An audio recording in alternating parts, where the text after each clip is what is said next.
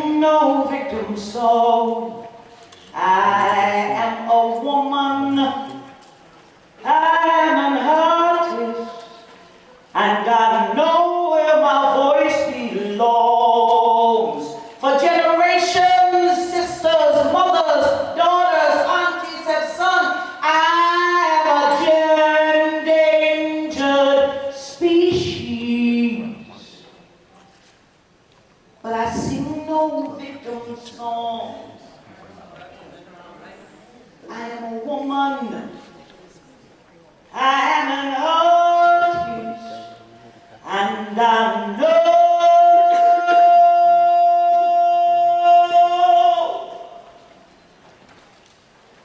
where my voice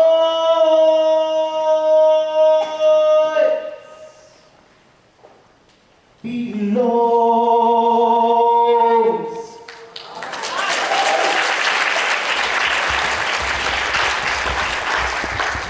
Do we remember the struggle? Do we remember the fight for everything, including our humanity, including our dignity? Have we forgotten? People keep asking, well, what's really at stake with this election? What's really at stake with this election? Everything is at stake with this election. Our legacy is at stake with this election. How many times have we gone through seeing people trying to bear dates, rob us of the right to vote? Yes. We have forgotten that somebody swung from a tree. We have forgotten that somebody was hijacked, ransacked, ran off the road, dragged from their car, and hung from a tree. We have forgotten that people were killed, cut, maimed for the right to vote. We have forgotten the fight. We have forgotten the struggle. And if we lose, we will get the politics, the government, the country that we deserve. And we're not upset. We're not upset. People say things to your doggone face. They don't care about those people. We're not upset. We're not blasting anybody anywhere. We're not saying anything. Nobody woke up this morning and said, I'm mad as hell and I'm not taking this anymore. We have forgotten a woman called Fannie Lou Hamer who said, I am sick and tired of being sick and tired. And we walk around looking pretty. We walk around looking nice. We walk around, drive around in our nice cars, in our red bottom shoes, in our loose clothes, whether you're a fashionista or a maximista. But we walk around looking good, having forgotten the real struggle. We sit up in places where you can go to church and someone can tell you some foolishness like, sit this one out. Ridiculous. Ridiculous. And don't one more person tell me anything about why they are not voting for Barack Obama. Because if you look at the other person, you're going to tell me that's better?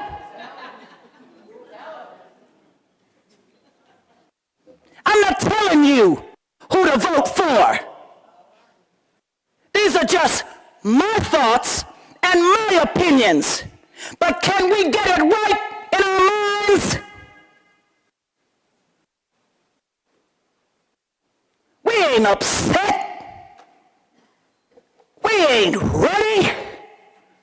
We've forgotten when our mothers went to 3 jobs, picked us up from school, put the macaroni and cheese on the table, got up, and got somebody registered to vote. We have forgotten the fight and the struggle. And we better get ready, because I'm here to tell you, this election right here is gonna be straight gangster.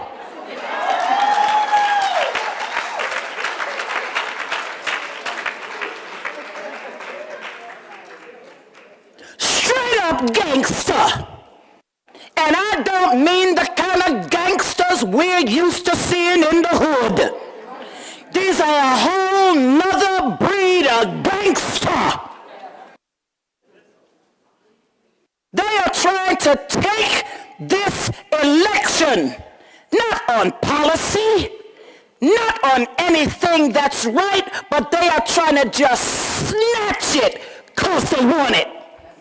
And what really burns me up is the thought that while I was freezing my behind on the Capitol lawn on Inauguration Day, that there could have been a whole lot of them sitting up in a nice cozy room figuring out how they were going to make this man a one-term president, even if it meant destroying the United States of America.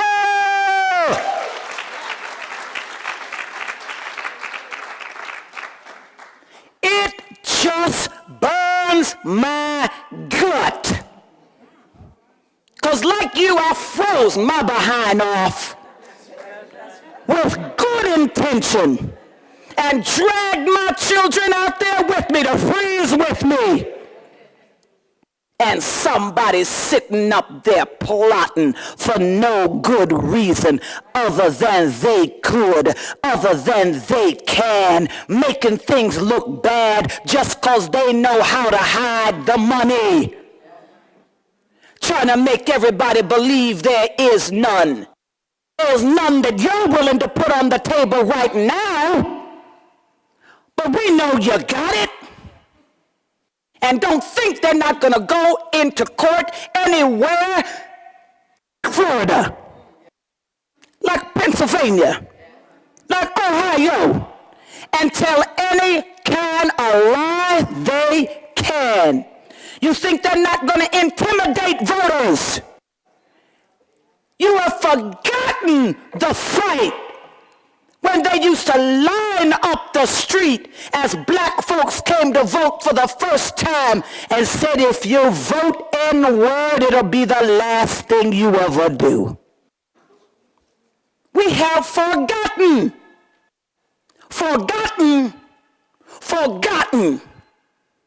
That's why a lot of this has gone as far as it has gone, because we let it get there.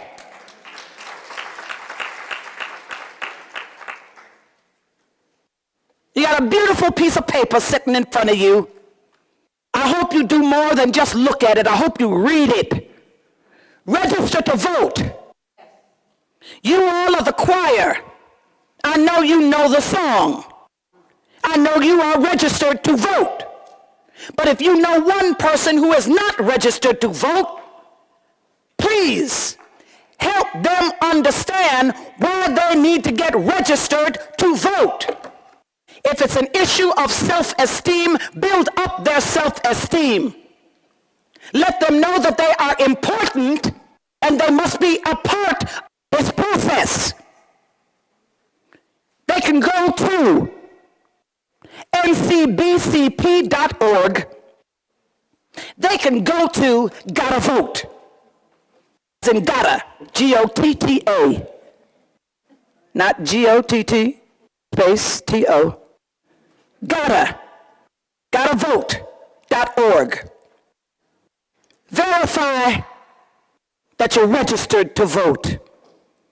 Numbers coming out saying that there are huge numbers of women not registered. Are those numbers true? Are they correct? We don't know. As my sister and I, Dr. DeRiva, were talking, and she'll probably discuss it later, but a lot of these names are being kicked out. So you used to be registered to vote. Verify that you are. Ask for help. If you feel that you are being bullied, if you feel like people are trying to keep you from voting, when you get there to the polls, say something. Take this piece of paper with you, make a phone call.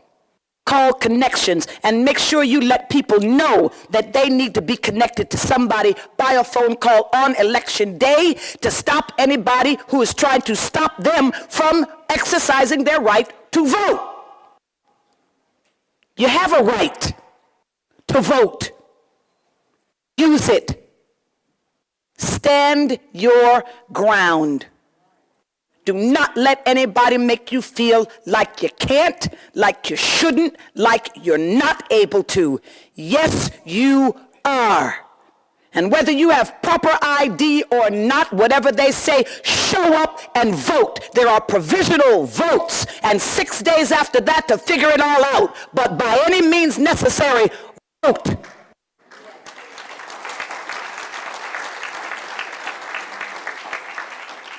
And if you know the folks in your community, like the woman that's been voting for 75 years straight and this year is told she can't vote, and you're manning the polls, volunteer. You know who is who. You know. So I am an endangered species. And I'm sick and tired of being sick and tired. And just like you, we have got to understand and know this fight, this election, this vote, it ain't hardly over, baby. It has only just begun. Thank you.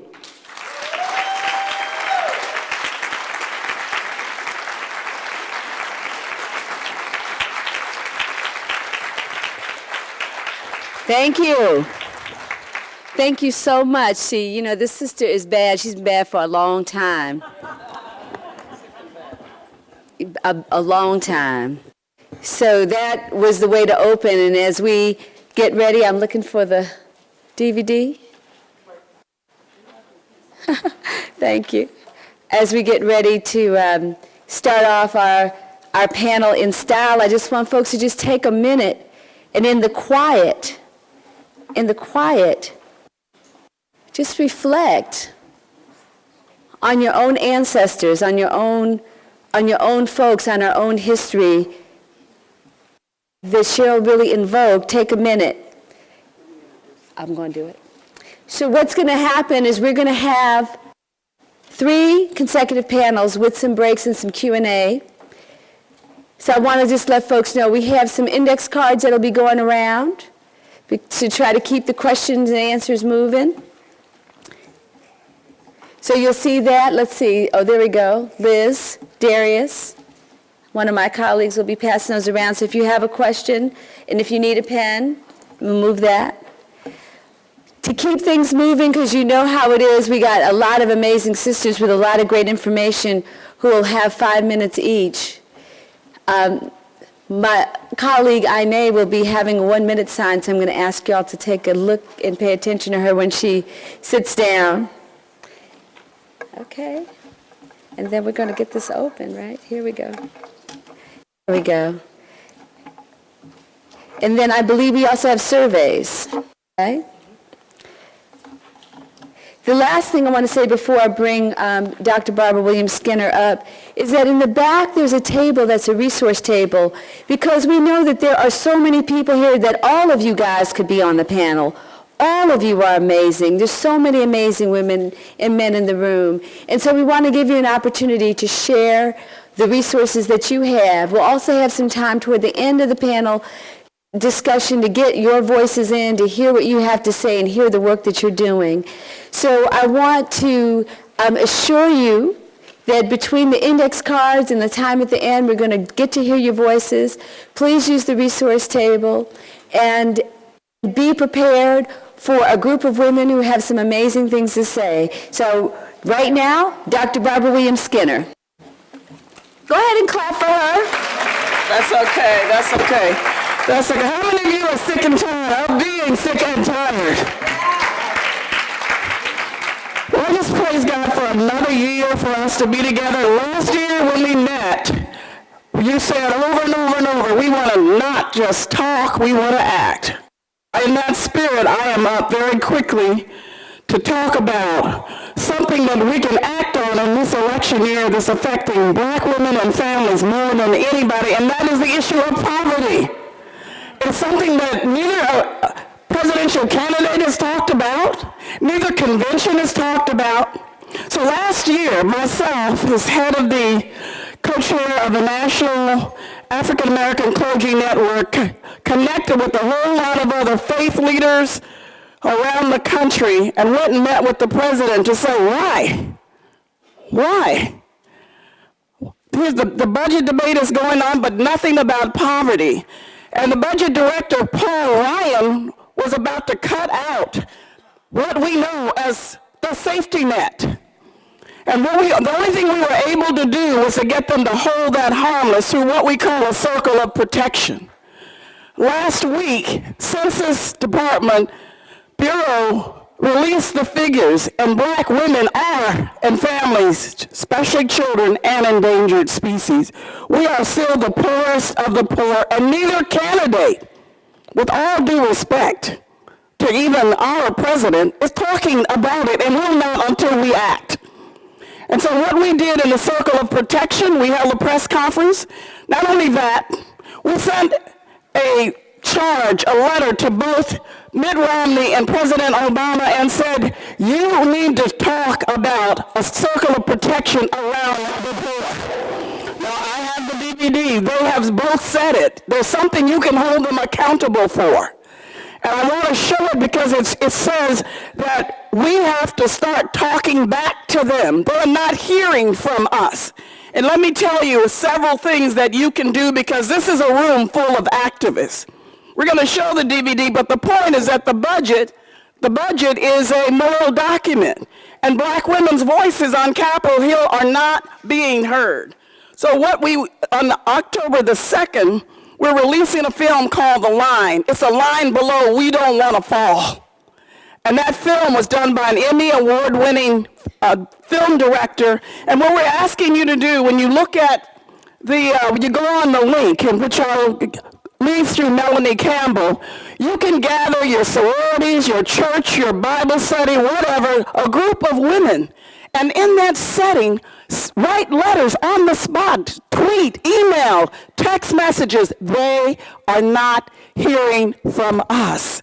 You can, after you see the link, which Melanie Campbell has and she's going to send around, you ought to be doing blogs about it.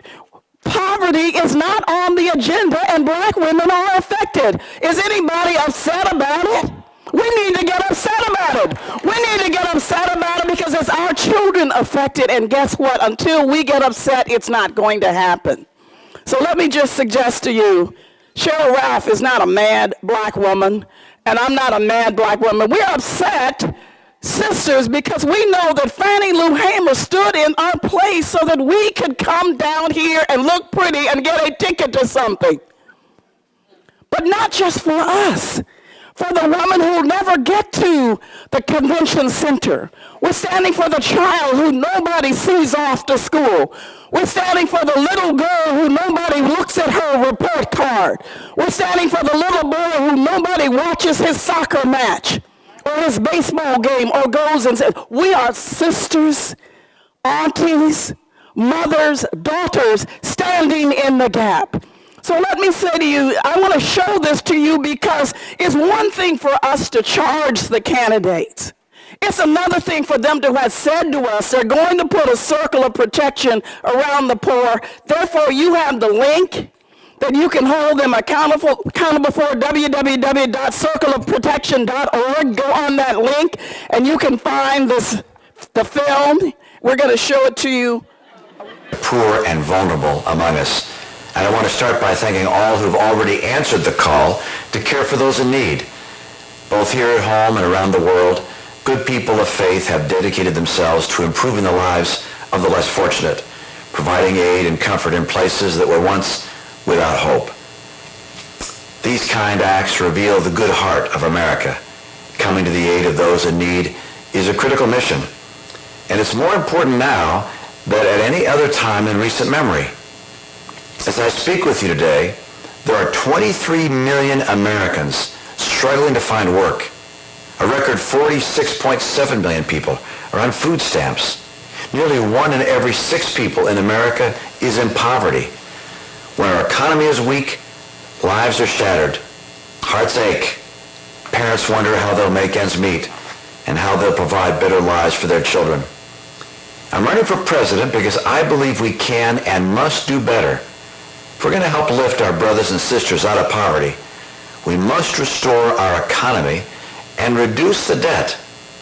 When our economy is healthy and growing, we have the resources to take care of those who still find themselves in need. That's why we must deliver the recovery we have all been waiting for, and the jobs too many Americans are still looking for. My vision for recovery starts with jobs, a lot of jobs, and I have a 5-part economic plan that will help create 12 million new jobs by the end of my first term in office. More jobs will mean more opportunities. It'll mean good wages that pay the bills and put food on the table. It will mean fewer people on the welfare rolls and more people on the payroll. A strong economy will reduce our budget deficits, and it will reduce poverty as well. But at this point, budget cuts are also going to be necessary, and I intend to make them. Here you have my word. I'll proceed carefully. I understand this is a delicate task. Our government rightfully provides a safety net for the hungry and the homeless, the sick and the elderly, and we have a responsibility to keep it intact for future generations. I've laid out a sensible plan to save and strengthen our nation's entitlement programs, which now account for more than half of federal spending. Here again, I'm committed to protecting those in or near poverty. For example, I support means testing, where more money goes to those in need and a little less goes to those who are able to support themselves. And I recognize that the assistance provided by your organizations can mean the difference between life and death for someone who's sick or starving. That's why my administration will stand with faith-based organizations instead of standing in their way. If I'm elected president, I will seek the counsel of faith-based community leaders on matters large and small, and I'll support your work. Together we'll ensure that those who need our help remain within the circle of protection. All right. Whatever. Thank you.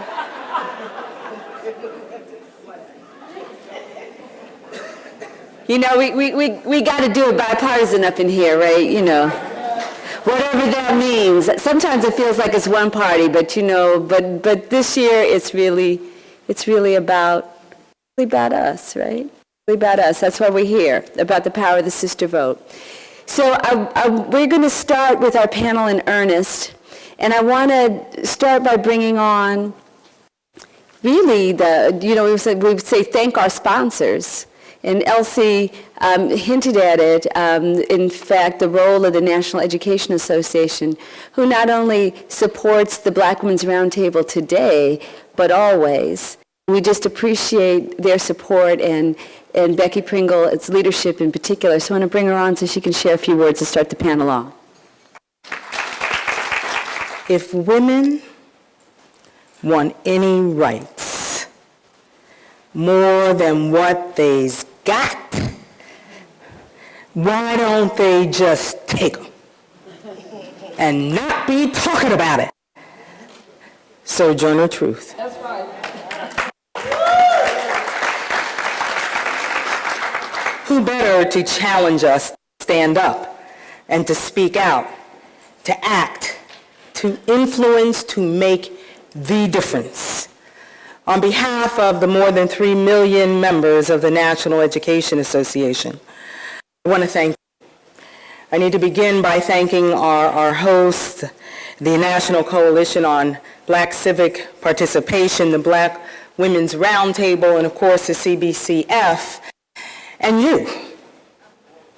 You could have been doing a lot of things this afternoon, but you understood the importance of coming to listen and learn, to engage and to think, so that you could go back home and mobilize and agitate and influence others to do what they know is right.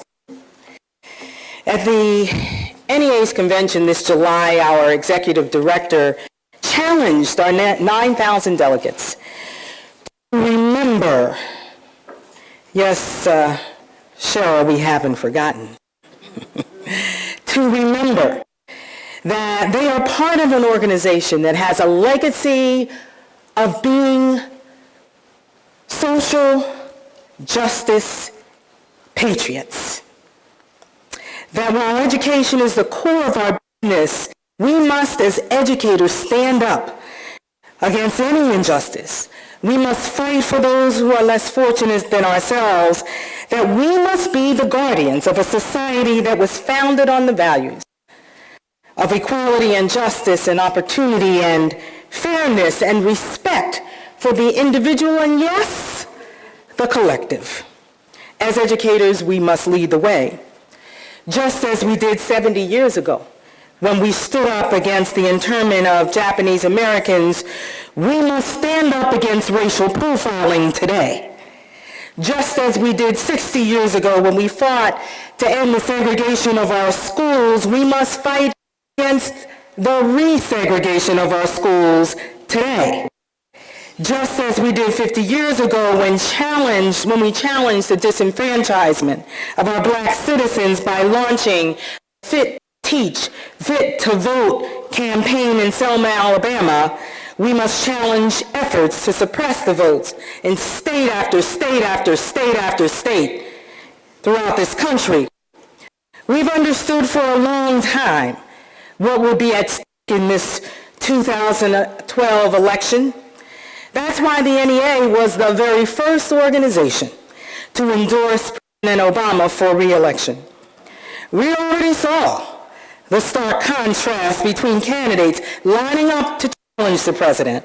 We heard them in their own words, because we couldn't believe it unless we had heard them, saying things that troubled us, that frankly scared us, and ultimately motivated us to do all we could to ensure that America stayed on the right track, to live up to its promise of equal opportunity, to continue its march toward becoming a just society.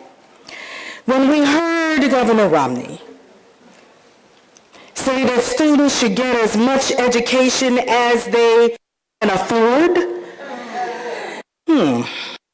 it became pretty clear to us he just doesn't believe in the fundamental principle of public education. And it's not just his words. We took a closer look at his policies and the direction that he's planning on taking the country by looking at his record as governor of Massachusetts, where his policies clearly reflect the plan to further weaken the middle class, stifle the voices of workers, and privatize education. He said that class size doesn't matter for our kids. He has criticized President Obama for the Stimulus Act and jobs bill that kept hundreds of thousands of teachers and firefighters and police officers on the job educating our children and protecting our communities. Mr. Romney has promised to cut K-12 funding and Pell Grants for higher education, to repeal President Obama's first step towards the passage of the DREAM Act, and of course, the Affordable Health Care Act. denying millions of children and young adults health care coverage.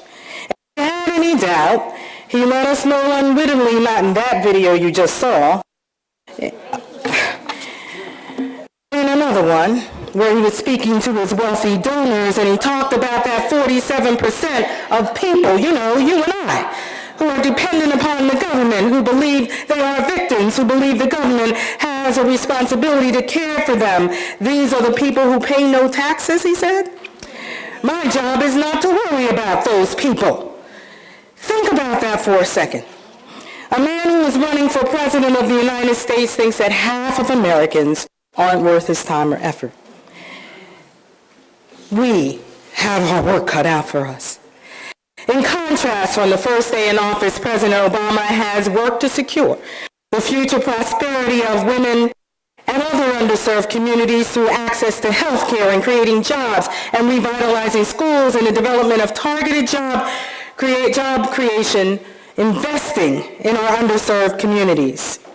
And President Obama understands that our nation cannot expect to prepare our children for the 21st century without investments in a world-class education system. He gets it, and so too does the NEA. That's why we've mobilized tens of thousands of educators for Obama. They're holding house parties and making phone calls. They're working polls and they're writing op-ed pieces. They're influencing others. And not just that. We've built a strong partnership with the NAACP, training activists on the ground to fight voter suppression. You know, we have a choice in a few weeks between our president who condemns anti-war laws and one who vows to sign a national right to work for less law. We have a choice between our president who believes in providing a high-quality education for all students and one whose economic plans would cripple education funding, saying for an economy to thrive, there are a lot of people who will have to suffer. I guess that would be us and our kids. You know, we have a choice. Actually, I don't think we do. I think that is why working men and women all over this country are rising up and saying enough. Enough of balancing the budget on the backs of hardworking men and women who teach our children, who nurse our parents back to health, who protect our homes and our neighborhoods. Enough of big business with getting all the tax breaks, working class Americans getting stuck with the bill. Enough of using this recession to fatten the pockets of billionaires while stripping the working class of their rights and their voice. Enough. Yes, sure, I am preaching to the choir, but every now and then we need to preach. It is not the light we need, but the gentle shower. It is not the storm we need, but the whirlwind. We need the whirlwind. We need the earthquake. We need the fire. These words by Frederick Douglass capture the magnitude of the work we must get done in 49 days to ensure all Americans' rights are protected, and we ensure that all students have access to a quality school. Thank you so very much for joining us.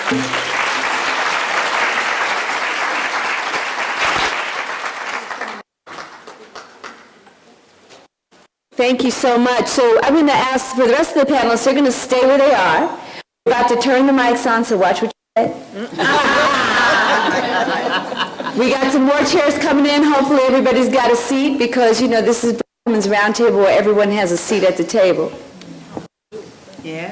Do we got them turned on? All right. So we have, in this order, Dr. Avis Jones DeWeaver, who is Executive Director of the National Council of Negro Women. That sister who is filling some big shoes, but she's filling them. You know, so we want to give her some love. That's right. Yeah. After her is Barbara Arnwine, and y'all know, I don't even have to say, I just say Barbara Arnwine, right, from the Lawyers Committee, because, you know, she's just that bad. She's like Prince, right? you just say her name, you know what's up. And similarly, famous, of course, because everybody on this panel, this is why it's always standing room only, because the sisters are just bad all around. It's Judith Brown Diana's from Advancement Project. So these three are going to go. We're going to get into issues of voter suppression and some of the issues that are on the agenda, and we are looking for your index cards with your questions. So if you have them, you put your hand up, and Liz will grab them for you, and we'll start to move it. So let's welcome our panelists. Thank you. Good afternoon. Good afternoon. Wow, I'm fired up today, huh? Oh, I know. Yeah. I'm sandwiched in between some bad sisters here, so I'm very happy to be here. Before I get started, I want to just do a very short and sweet commercial. Many of you may have noticed when you came in this flyer out on the table. It's about an event that we'll be having at the NCNW headquarters this Sunday from 11 to 5 p.m. We encourage you to come before and after church. We're not trying to say you need to be a heathen, but you can come before and after church. We're going to have free soul food all day, so come get your eat on, but most importantly, get information about this election, verify your voter registration status, and if you are not registered, register to vote. And you do not have to be a D.C. resident to register. We will have the capabilities to register you wherever you are from. So please come out this Sunday, get that information, and also get some nice free soul food. We think one or both of those should get you there, so please come out. I was asked today to talk a little bit about the policy differences among these two candidates, and so I'm going to spend my 5 minutes sort of breaking that down. And we were told previously about how we need to remember, and I want to bring us back to some a little bit more recent history. We need to remember that when this president took office, we were literally hemorrhaging jobs as a country. We were losing on the order of 750,000 jobs per month. Right. Let me say that again, 750,000 jobs per month. Now just try to wrap your brain around that for a minute. So when you hear all these discussions today around how this economy is so bad, you know, that might put it into a little context, right? Now, when you look at what's happened in the last several months as a result of things like the stimulus package, right?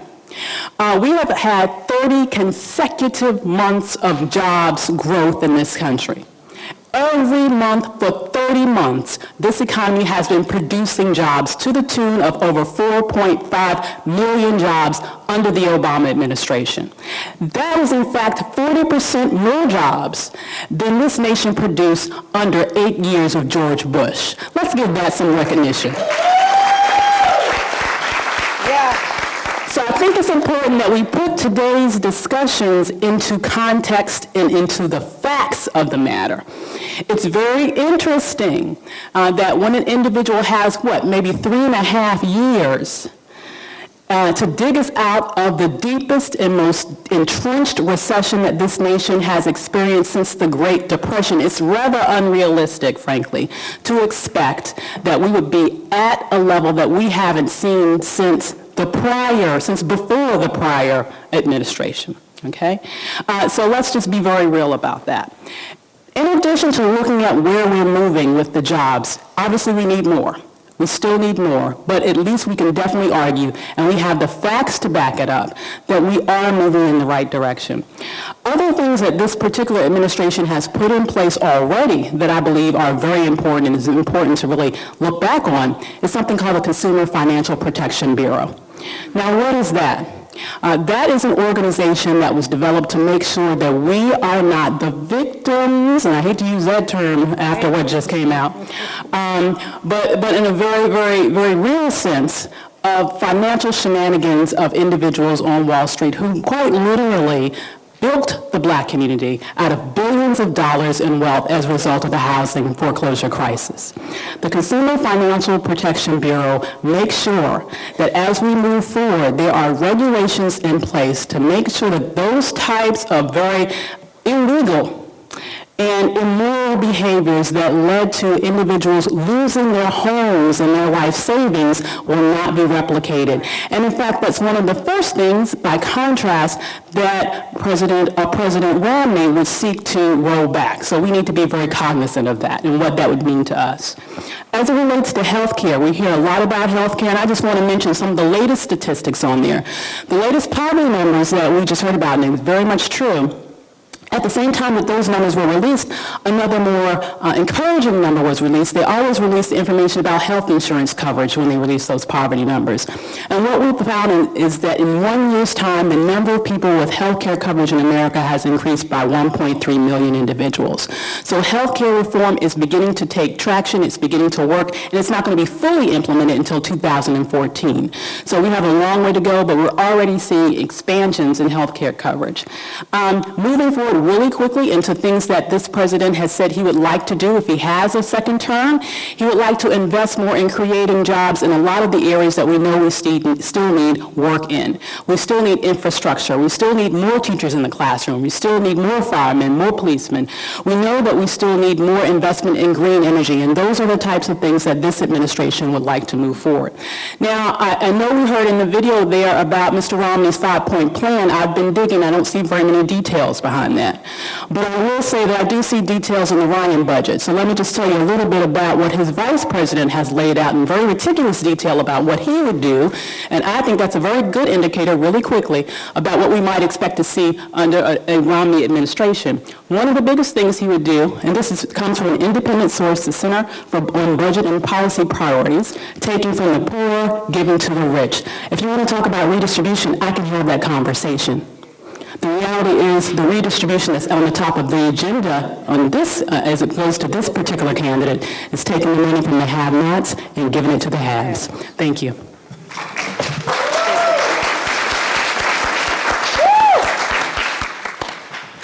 Wow. Hi, good afternoon, everyone. This is Barbara Arnwine. I'm the Executive Director of the Lawyers Committee for Civil Rights Under Law. And we are so happy to be here today. Just want to really just say what a marvelous occasion this is, and to thank Melanie Campbell for her incredible leadership. She is awesome. And it is just so energizing whenever the BWR gets together, the Black Women's Roundtable. I just want to say two things. I just want to add a couple of points. I mean, Shirley Ralph brought it. So I'm just going to add a couple of things. When you're in a war, you fight.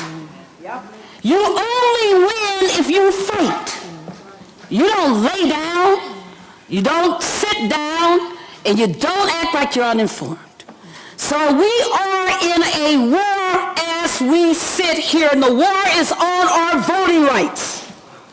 The only way we win this is that everybody in this room, everybody of the 15,000 people who will come through this convention, everybody that we all know, Johnny and them and the rest of them, all of them have to be part of this fight. So we need to talk about how we fight at this point, because we only have a few weeks left. So let's talk about what we need to do right now. The first thing is that we have, we given out this resource guide. And on that resource guide is the map of shame. Use this map to educate people that you know about where their voting rights are in jeopardy. Look at the red states here. And we have a big map that we also brought that's right here, and where you can see the bigger map also. And on the map of shame, every red state has adopted a voter ID law. What these voter ID laws say is that the only way you can vote in their states is that you must have a Department of Motor Vehicle issued ID, either for a driver's license or a non-driver's license. That may sound neutral, but you and I know. How many of you know where you're voting where your birth certificate is? How many of you know where your original Social Security card is? Because in these states, the majority of them, that's the only way you can get this issued ID. And if you don't have that ID, you show to the polls, you will not be allowed to vote. And if they allow you to vote, it's a provisional ballot that will not be counted. So think about this. In the United States of America, 21 million people who voted in 2008 lack this form of ID. As we sit here right now, 5.5 million African Americans lack this form of ID. Let's be very clear about what's at stake. So what I need you to do in order to create the fight back, take out your smartphones. Yeah, some of us got, 2 of them. Then some of us got 3. I don't know if we wear them on our head or what, but so we got all kinds of smartphones. Pull out your smartphone right now. I need you to do this for me. Do this for our people. Do this for Fannie Lou Hamer. Pull out your smartphone right this second. And on your smartphone, I want you to go to your text messaging. And I want you to put in the number 90975. That's what you're going to send this message to. Then in your content, I want you to put the word as one word, our vote, O-U-R-V-O-T-E. When you do this, you will receive the mobile app.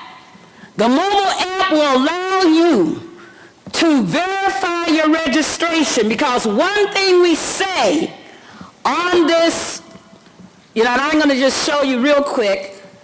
This is my mobile app, and it comes up and it asks you immediately your information, and it will help you to do the 3 things that we tell people you must do. You got to be a VIP for this election.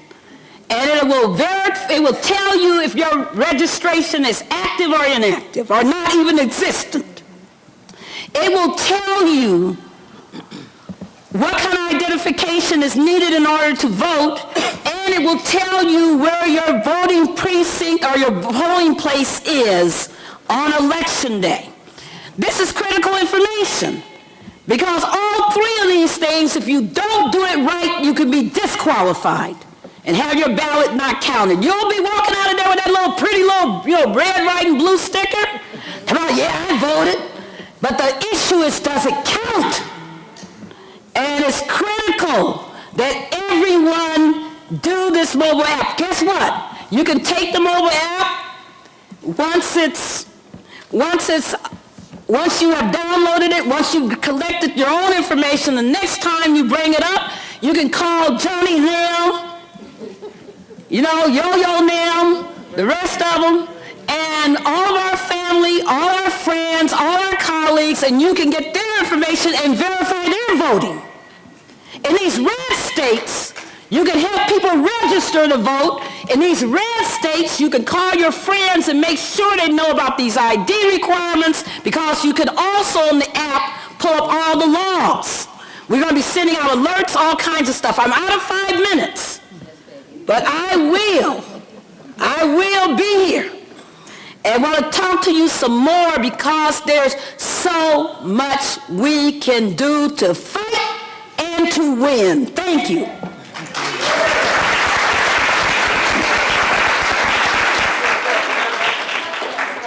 Yes. Yes, ma'am. Is it 90975? Is that right? It's 90975. It's the number. Our vote is the text. It's the word you want to write. Thank you, baby. All right, Judith. Good afternoon. Thank you for having me, Mel, and it's good to be here. I know every time Mel invites me to one of these, for some reason I have a conflict, so I am so glad to be here with you all today, because we have a lot to talk about. I had a colleague, actually, Barbara, this week or last week, colleague from a democracy organization tell me that we are not at war. There is no war on voting. I think I've heard that there was no war on women. But for those of us who are impacted by what is happening, we're clear.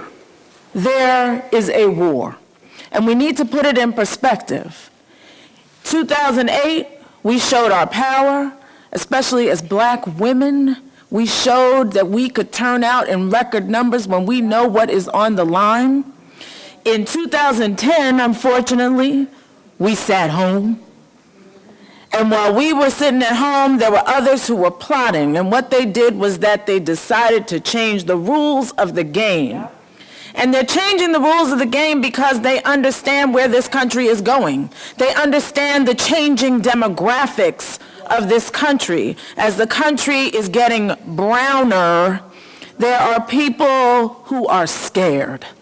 They are scared that they are going to lose the power and the privileges that they have enjoyed since the inception of these United States.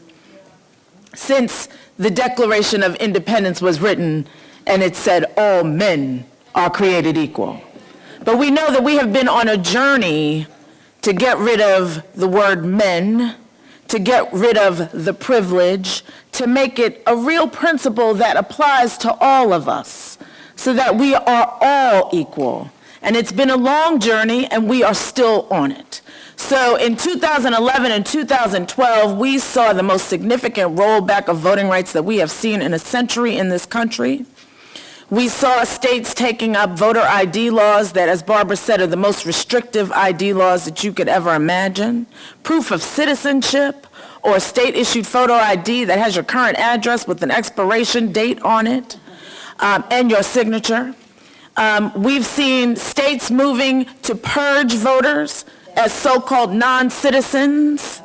And I'm going to tell you that they didn't find many non-citizens in those roles, that in fact the state of Florida, who we actually just settled with last week finally to stop the purge, had done what it always does. They're always trying to be the gold medalist for voter suppression in Florida. And in fact, they had put together another flawed list, which we saw in 2000 and 2004, and this time we were able to stop it. But 16 other states have taken up this purge that targets people of color, especially our Latino brothers and sisters. We have also seen restrictions in registration, making it harder for people to do registration drives, and of course the cutbacks to early voting that were clearly targeted at us, that were all about getting rid of Take Your Souls to the Polls Sunday, where our churches turned out in numbers. But we need to understand that we have been fighting. In this war, as Barbara said, we have been fighting, not only in the courts, but on the streets. We have been in the courts, and I will tell you, I told somebody today, I have been surprised, because we started Advancement Project because we decided we had to get away from just litigation. But we have been winning in the courts this year because democracy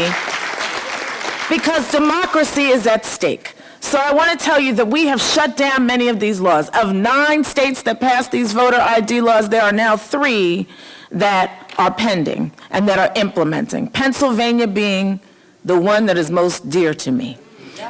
We had a little bit of a victory in Pennsylvania this week. Advancement Project's counsel in that case, and what happened was that we appealed the case. We lost, and we appealed to the Supreme Court of Pennsylvania. And the Supreme Court of Pennsylvania said, go back to the other court and let the state show that people are not going to be disenfranchised. And so we will be back in court next Tuesday with a hearing where the court's they have a high bar, because we know that there are 760,000 already registered voters that don't have the ID. The margin of victory in 2008, 620,000. So let's not get it twisted about what this was all about. This is about manipulation of the law so that some can win. And so we are going to continue to fight these laws in the courts, but it's important that we get ready. And getting ready means making sure you have the app, making sure that you have the hotline number of election protection, 1-866-OUR-VOTE, and Makani will put it up, I'm sure. Making sure that you have updated your registration in Florida. 40% of black folks have moved between 2008 and 2012, so you need to update your registration. And because polling places have moved due to redistricting, you need to make sure that you are, you know where to vote. And time is up, but I just want to say this one last thing, sorry. We are in a war, and it doesn't stop in November. We need a revival of a voting rights movement in this country because they're after our vote. And so we have to make sure in 2013, when these state legislatures hit, and they start thinking about 2016 and what they're going to do to our vote in 2016, that we are ready for it. And so I also just want to tell you, go to www.apvote.org, where you will get information. We actually have how to talk about voting, a toolkit, and I'm going to pass these out so people know how to talk about voting issues. And we have a war room where you can sign up for the newsletter. And we just want to make sure that people are ready. But most important, I want you to be engaged in 2013 and join us in the revival of the voting rights movement. Thank you. Go ahead. 10 seconds. All right, hotline. Number is 1-866-687-8683.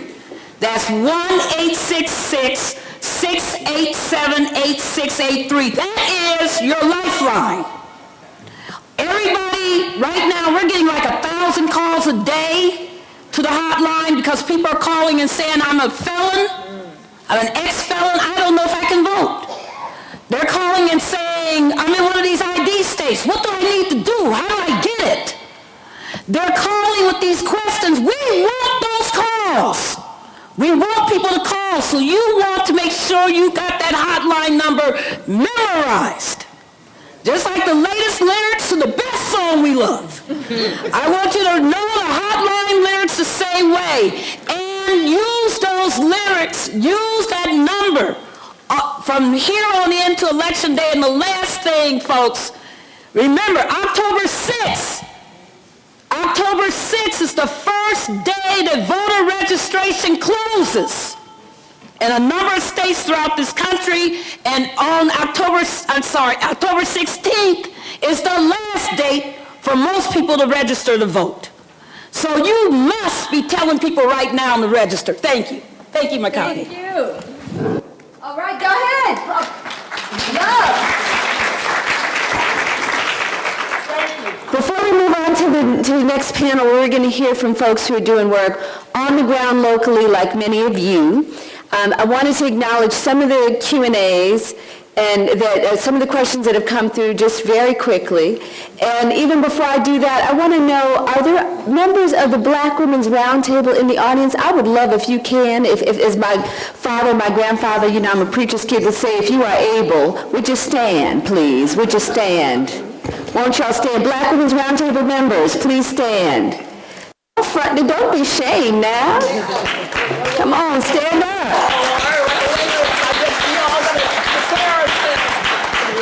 So we can see who's in the room. Thank you.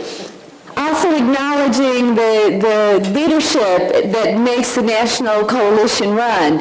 I think I spot a couple of National Coalition board members. Would you please stand? Would you please stand so we can recognize you? You want to talk about y'all left? It's on video. Yes. And well, this true, ALC's one of them, and we know she's running today. So just real quick, we had one question about the Hatch Act and federal workers being able to, how do you figure out how to, around the Hatch Act, how to support Obama? And we want to say, I'm sorry, you can't. That the partisan work is not allowed under the law.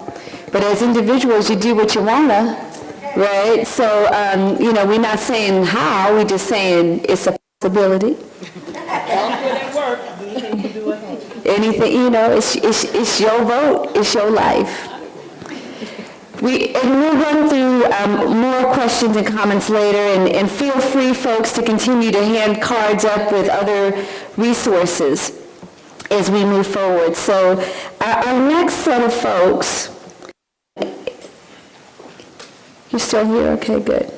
So we're gonna switch the order a little bit, just a little bit, as we move forward. So our next set of folks is Faye Anderson, who is founder of the Cost of Freedom Project and a co-convener of the Philadelphia Unity Campaign. Salandra Hanna, who's convener of the Florida Coalition on Black Civic Participation and the state field director for AFL-CIO. LaFrancis Trotter, who's president of Broward County A. Philip Randolph Institute and national representative of APRI, and we always have to remember our sister Cleola Brown, who couldn't be here today but is always a stalwart supporter of the Roundtable, and we have much love for her as well as the National Coalition. Deirdre Reese, who's the state coordinator for the Ohio Unity Coalition. Jessica Brown, who's with the National Black Youth Vote, and we're always happy when we have our young people at the table.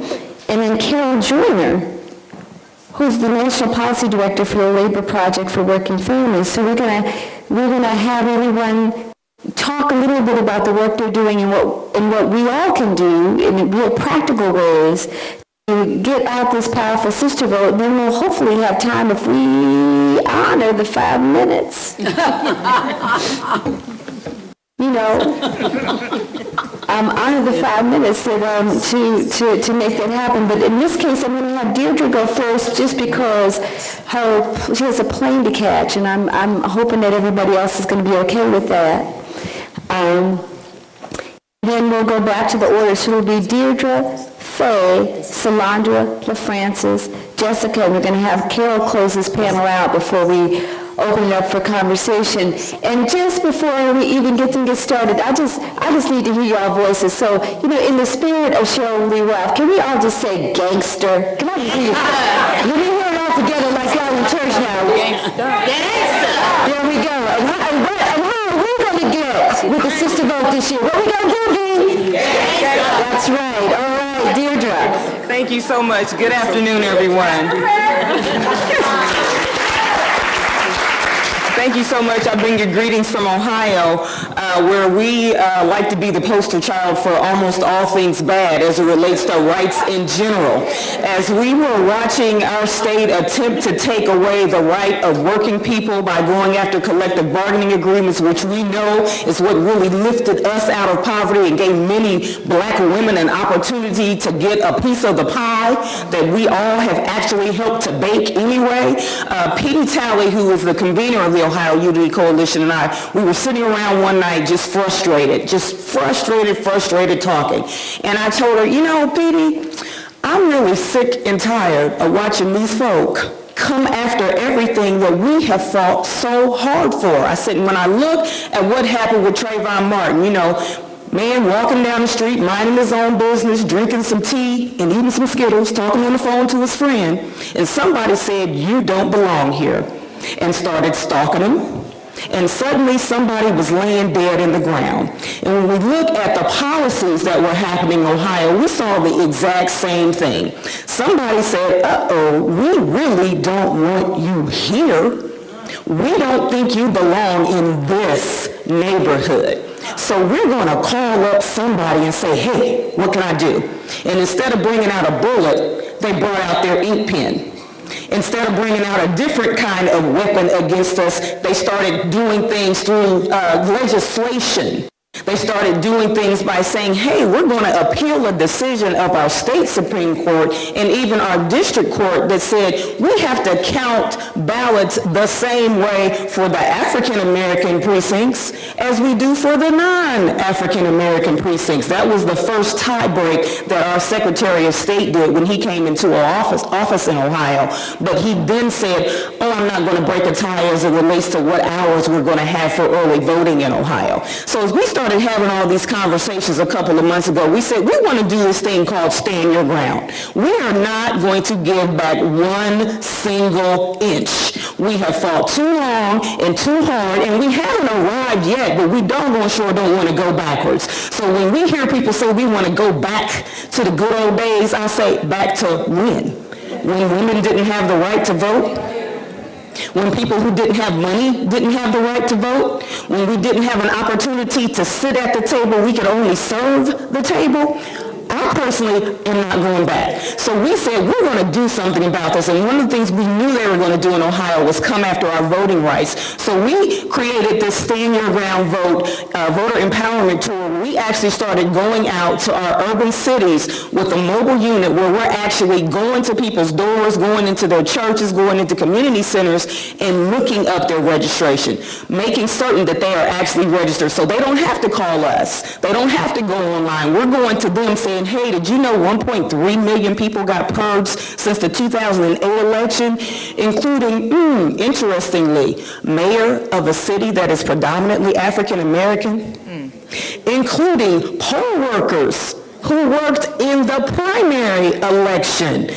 Somehow in July, their names were not on the list. It's very, very curious why that's actually going on. But we said, we're not going to take this laying down. And again, we're going to stand our ground. We're going to lock arms with everybody we possibly can. So we have all our usual partners, NAACP, APRI, CBTU, Urban Leagues. But we also reached out to organizations like the African American Episcopal Church. We've got the interdenominational ministerial alliances in 9 of our cities. We've got the National Panhellenic Council. Many of our fraternities and sororities are on board in many of our cities.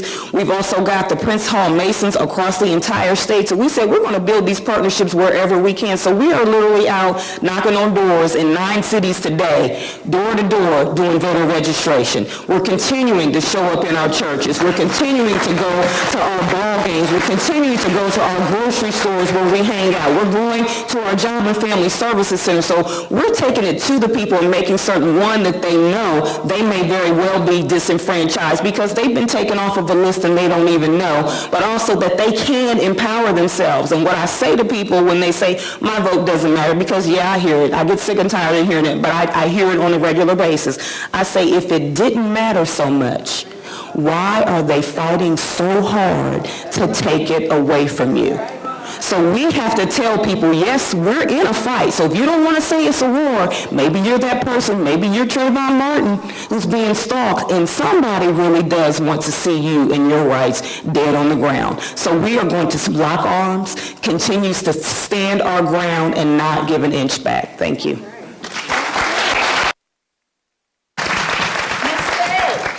If you don't mind, I'm going to come here because I have a PowerPoint, but don't groan. Groan, it's only 2 slides. So can you send it up? I know. You start talking and I got you. Greetings from the city get of the mic, brotherly get the mic, love get the mic. and sisterly affection. Gotta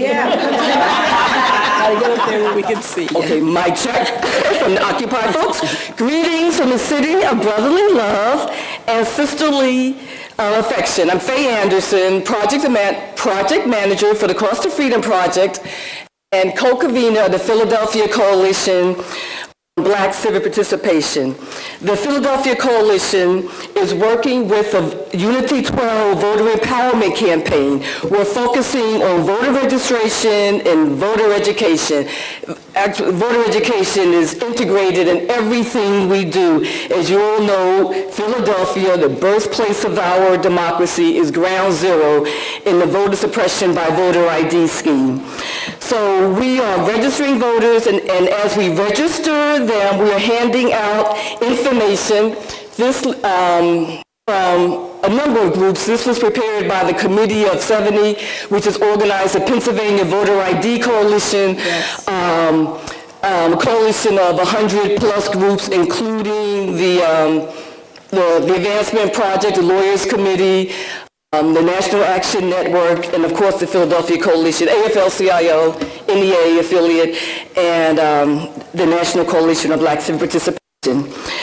On October 9th, the last day of voter registration in Pennsylvania, we're going out with a bang in collaboration with the Philadelphia National Action Network. We're having a voter registration blitz from 7 a.m. to 11:30 p.m. We're registering voters.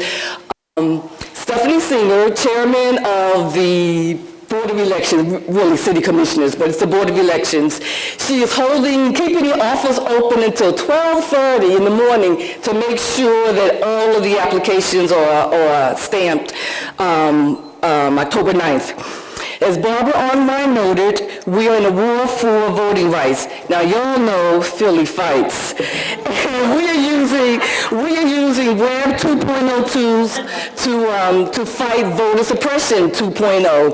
So in partnership with the National Coalition of Black Civic Participation, the Cost of Freedom Project has developed the Cost of Freedom app. This is a screenshot, so I can't show you. What it does, it provides photo ID requirements for all 50 states and D.C. And so those states are called out on the right, Georgia, Indiana, Pennsylvania. You click on the state and we don't just tell voters you need a photo ID. We actually help them navigate the voter ID application process because, the application process is disenfranchisement by design. So confusion is built into the process. So what we do, we cut through the confusion and give voters just the information they need because TMI, too much information, is as disenfranchising as no information. We're also getting ready, I'm supposed to do this, we're also getting ready for Election Day. You recognize that woman. Now, in the past, on Election Day, that's me. On Election Day, we have a command center. The National Coalition on Black Civic Melanie has her command center. Barbara Online has their command center. On the wall, you have papers with reports from all the different states. That's what it's looked like in the past. Well, we in Philly, the City of Innovators, we again using Web 2.0 tools to crowdsource election protection. Yo Philly Votes this is a mock-up. Yo Philly Votes is using technology to crowdsource election protection. We are with Yo Philly Votes, we are aggregating and visualizing. Before, as Barbara will tell you, before 2008, there was really just one source of real-time Election Day incident reports. There are now multiple sources of real-time Election Day incident reports, but there's still only 13 hours in this day, and so we have to work smarter. And so with Yo Philly Votes, ordinary citizens will be able to fight back. And the tagline for Yo Philly Votes is, yo, see something, say something. No, that's not the tagline. The tagline is, see something, yo, say something. Call 1-866-OUR-VOTE. Thank you.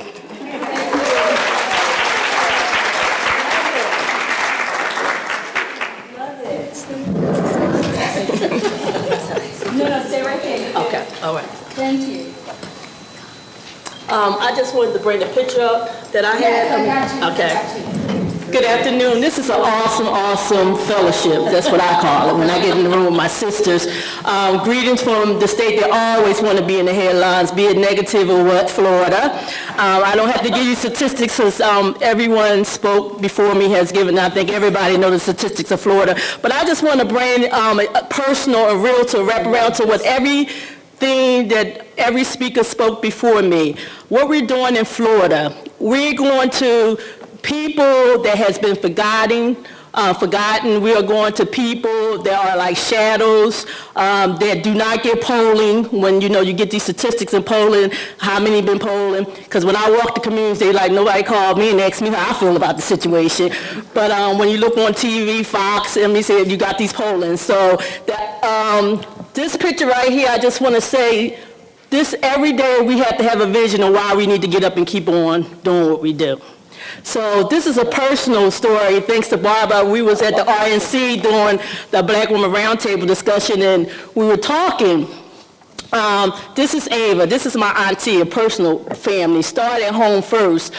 She was in a coma for 6 months. okay? She got out the coma. As you can see, she's house-ridden, she's paralyzed, waist down, breast been removed and everything like that. Went to visit her, talk with her. I'm like, what can you do for this election? As the Florida Coalition, we have trained our communities, our churches on VAN, so they could be able to do phone banking. Especially our young people love to do that because they are computerized and they just love to be there to be able to do that. So we went in and we trained her at her house and trained her so that she can be, while she laying in the bed until she can get up or whatever, sometime after CNA. And even we educate the CNAs that come in and out why they need to make sure that they are actually having, when they had their little meetings, to make sure they're encouraging their co-workers why it's important, because most of the CNN are women. Okay, so anyway, she's there. She's happy because she's on the phone, actually recording when she was actually doing phone banking, and she's phone banking to women because that's what she's phone banking to women all over the state of Florida because it could just come out virtually, so you don't know what city, what state you in the state that you're gonna get. But we're telling them. Listen, I'm Ava. I'm a volunteer for the Black Women's Roundtable, and I'm here to tell you that we need to stand together in record numbers and stand our ground. We cannot continue to let our sister, Tehran mother, suffer the way she suffered in losing a child. We cannot continue to let, we have to hold policyholders and politicians, accountable, and the only way that we can do that is this November, that we come like we did in 2008, repeat and more, and come to the polls together as the power of the sister vote and show them that we will not be silent because women, we don't have to tell you, we've been in war all our life, okay?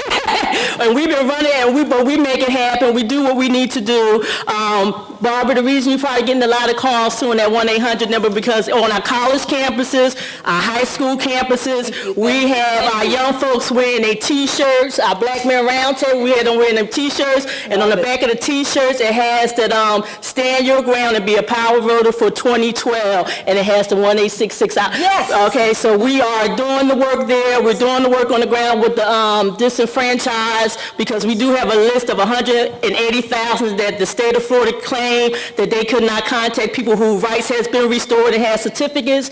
We are able to help those individuals so they can get their certificate and be able to register to vote. So those are some of the things that we're doing on ground. We're getting ready to go back home. I won't be here for the whole week because I'm going to be flying back tomorrow because this Saturday we're going to be hosting another Black Women's Roundtable in the I-4 corner in Orlando. We already got 200 women and they still calling me now trying to get in to talk and have another discussion on health issues because that's a real concern for women in Florida, the health care, the jobs, the attack on public government jobs because most of the public government, if you don't know, those government jobs, when they keep talking about the government jobs, cut back, again, that is the #1 employer for women. Okay, so we are always under attack. So those are the things that we're talking about and how it connects all to this year's 2012 and beyond ballot box. So that's what we're doing in Florida. Fantastic. Yes! All right. Awesome. Hello, everyone. I'm LaFrancis Flynn Trotter with the A. Philip Randolph Institute, and today I'm sitting in for Ms. Cleola Brown because she had to attend another meeting. I'm also the other sister from Southern Florida, as Solandra has already stated, along with everybody else with all of the different voter suppression activities that they have been doing in Florida. One of the key things that we found was the fact that not only were they purging people from the rolls, and not only were they trying to require them to have a voter ID, a state-issued voter ID, every time we got an opportunity to beat all of these negative campaigns back, they came up with something different. Well, the next one was your signature has to match. And I don't know how many people, when you first registered to vote, your signature may have been one way, and now it's a totally different one now. So we embarked on a campaign to make sure that people actually go to the supervisor of elections office, but also we are out in the community making sure that we have people verifying their signatures, because everybody does not sign their signature the same way. This was just another way in which to disenfranchise the voters in the state of Florida. We have partnered with the supervisor of elections office to help us with this project because Florida is one of the states wherein they have implemented the third-party registration law. Not only will you end up paying hefty fines if you don't follow the law to the letter, they will actually put you in jail. Because of the number of new registers that were done back in 2008, I'm pretty sure this is one of the reasons why they implemented this new law. So we're working with the supervisor of elections office, and they act as the person that's actually doing the voter registration drives, and we actually partner with them versus being the registrants ourselves because we don't want to get anyone into trouble. We have embarked on several community projects that we're working with. The largest one is the Park to the Polls. With the A. Philip Randolph Institute, we have a team of 65 young people that we work with, and they're out in the community at the football games, at the soccer games, whatever type of public activity that's going on Saturdays and Sundays with the youth. We're actually in the park talking with the parents and with the community and actually signing them up to register to vote and also make sure that they change their addresses to make sure that they're current when they get to the polls. But we're also making sure that we tell them to request an absentee ballot. Actually, I should say a mail-in ballot. That's the new campaign that we're working on now. We're asking them to please make sure that they go out and request their ballot. Therefore, they won't run into the problems with the voter ID or the matching of the signatures and all of that foolishness. Our culminating event, which we are very, very excited about, is the activity that we will be doing on November the 3rd, which is the Saturday before Election Day. And it's called Step Up to the Polls.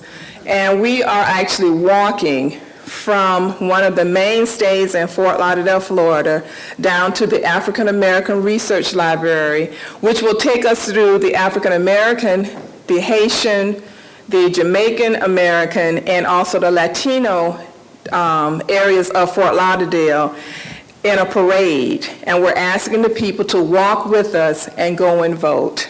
We have the canvassing that will be going on that same day, passing out the flyers, and they can actually go and vote at the African American Research Library to do early voting. And we're pretty sure that we will be able to get a lot of people to participate in this lovely activity. So we're very excited about that. And those are just some of the things that we're doing down in South Florida to encourage people to come out and vote, because we know when you look at someone that looks just like you and say, hey, I'm going, you generally would tend to go along with them. So thank you very much.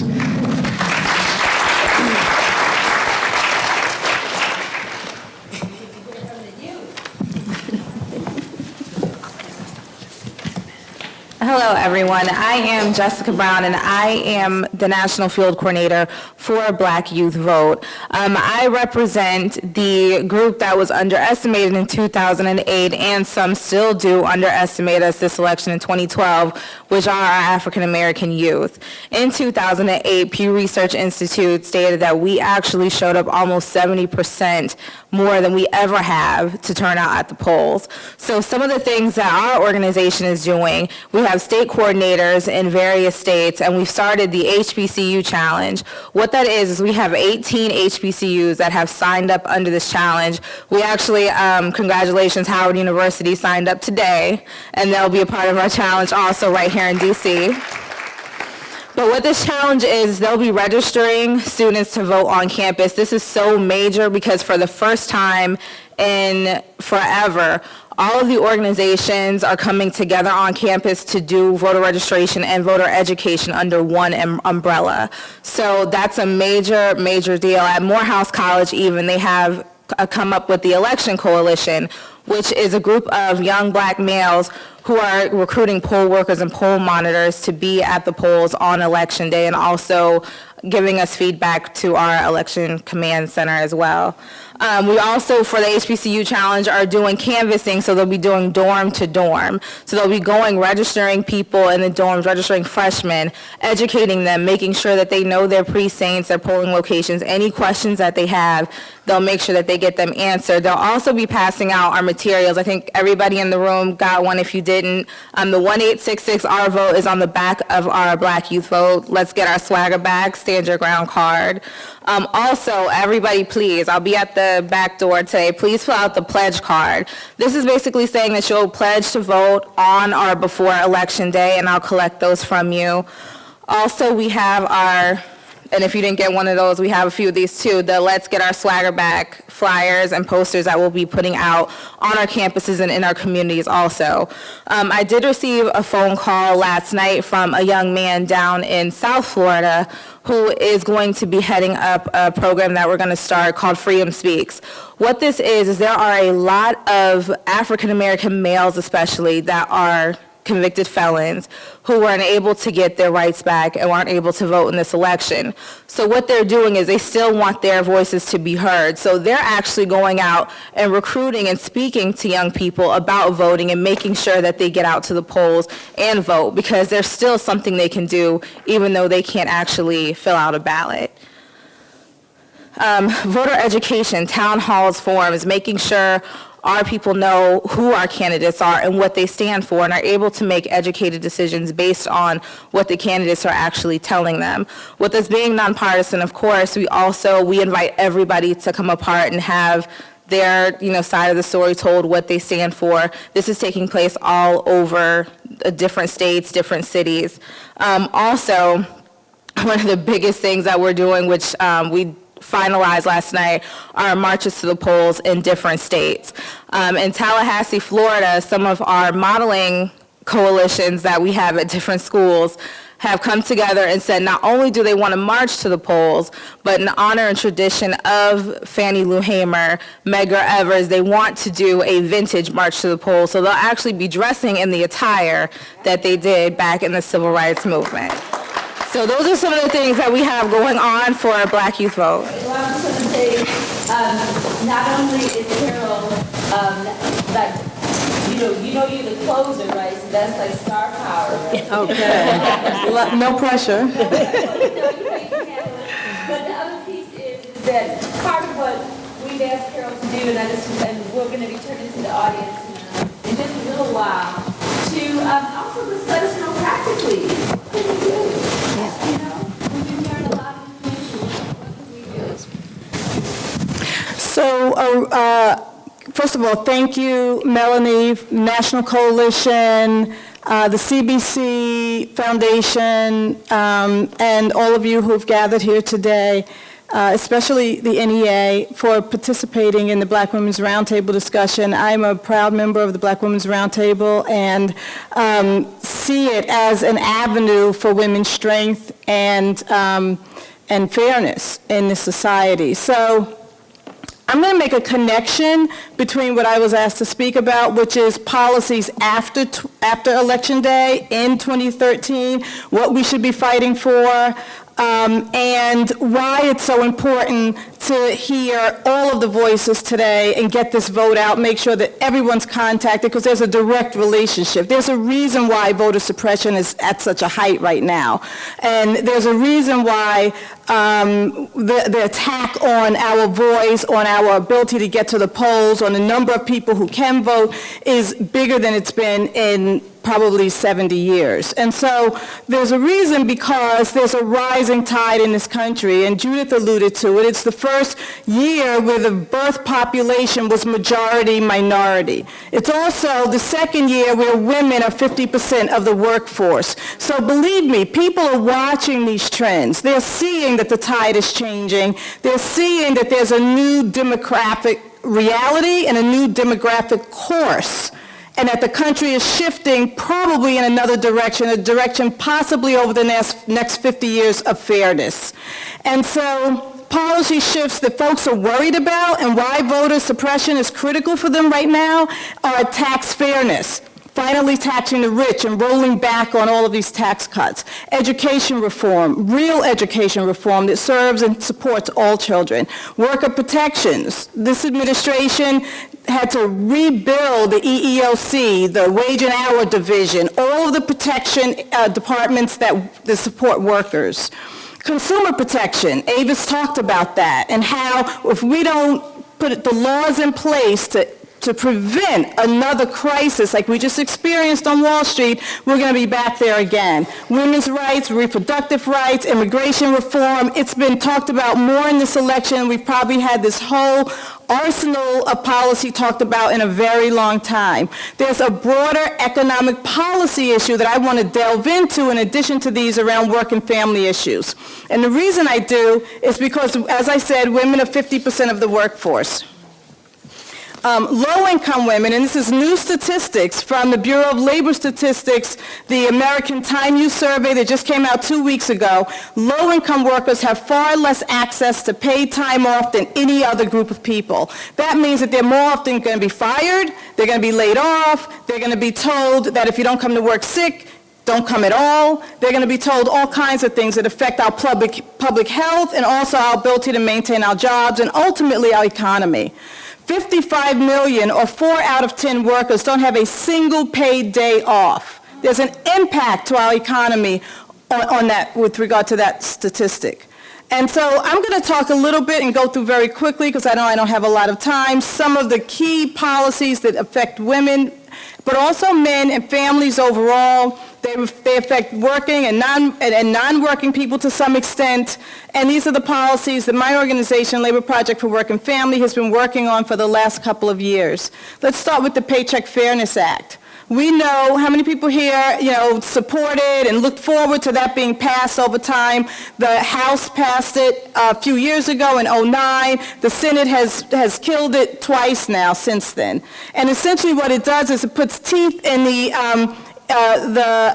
Equal Pay Act of 1963. It says that you can no longer have pay secrecy. That means no one can know how much you earn. That means you can't fight for a fairer wage, and it also closes all the other loopholes. And we have a right to fight for that because with so many women being single and head of household, it is a critical issue economically. You could actually stand to lose $500,000 to $1.5 million over your career just because you earn 77 cents on the dollar to every dollar a man earns. So with regard to paid family leave, we know that FMLA is the law, but realize it only covers half the population. The other half either is not included in the law because they work for a small employer, or they can't take it because it's unpaid. The goal is to get paid family leave, and there are a number of policies floating out there for paid family leave. If we're able to achieve that, we will join California, which is the first state to get paid family leave in this nation, and New Jersey, which got it 2 years ago, and the 177 other nations that have figured out how to provide paid family leave for people to care for a new baby, a sick relative, or themselves, if they need to, without going broke and starving. In addition to paid family leave, remember there's paid sick leave, and there's a huge battle right now in the state of Florida, in Orange County, around paid sick leave, but the Healthy Families Act has been introduced now for 9 years, and it has not passed. Many people don't have a single paid sick day. We also have to think about strengthening collective bargaining because, as it was said earlier, the majority of people who are covered under collective bargaining agreement have a higher standard of living, and the states where there is legal collective bargaining and they're allowed to bargain fairly for their wages, those states also have a higher incidence of higher education performance and higher wage bases. So we don't have an option. Collective bargaining is part of that economic package. Whether you believe in unions or not, it has brought up the scale of workers' economic value for decades in this country. And then there's overall enforcement. We have to work with this administration to make sure that they keep the teeth strong and keep the fight strong for the EEOC and the Wage and Hour Division, because those are the divisions that basically allow us to make sure that these laws are carried out and that the protection is happening in the workplaces. I'll end it right there, and I thank you for listening.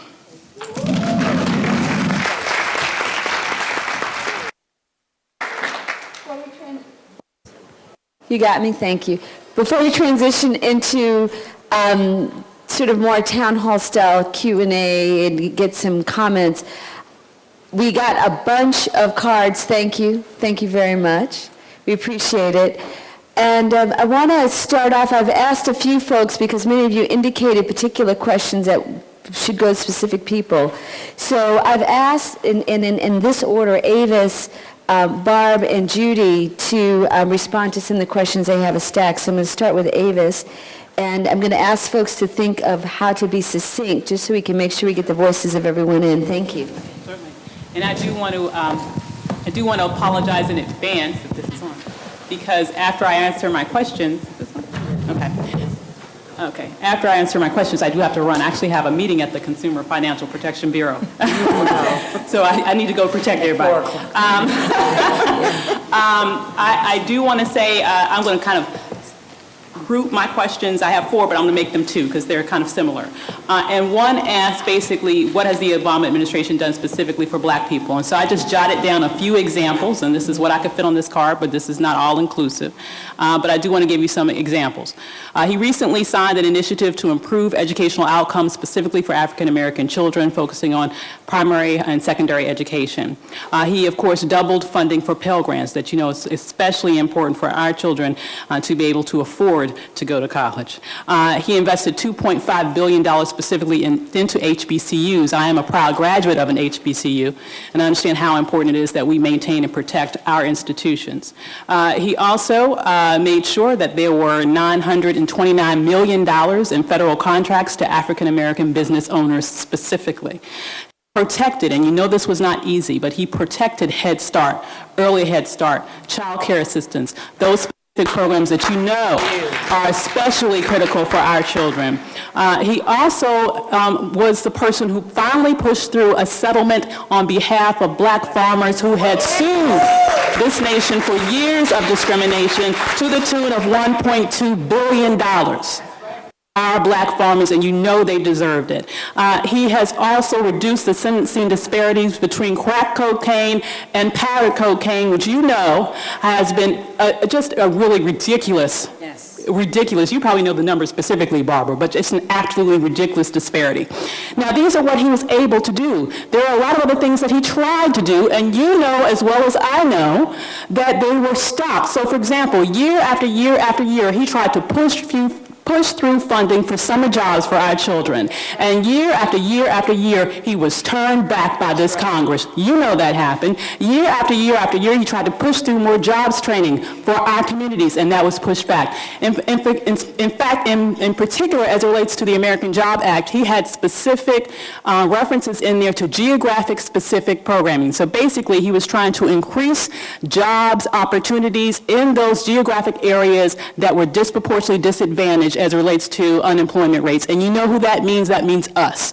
And guess what? This Congress said no. So to the degree that there is a difference in the unemployment rate between African Americans and whites, first of all, let me tell you, that's not something that started with the Obama administration, number one. That's always been there. And number 2, he has tried to push through specific remedies for that. As part of his American Jobs Act, that was pushed back.